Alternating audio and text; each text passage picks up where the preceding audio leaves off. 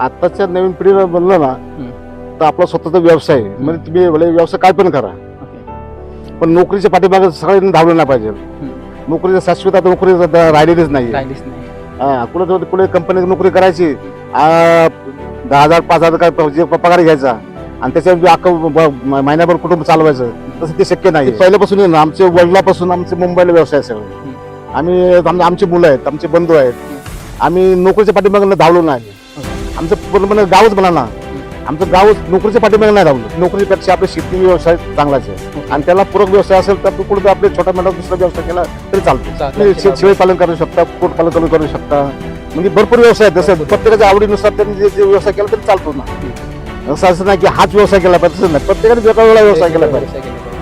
तुम्ही त्या व्यवसायात असेल, व्यवसायात असेल, दुसरा कुठल्या व्यवसायात असेल ना, तर मी पांगून असेल तर मग त्याला बाजारभाव चांगले भेटतो.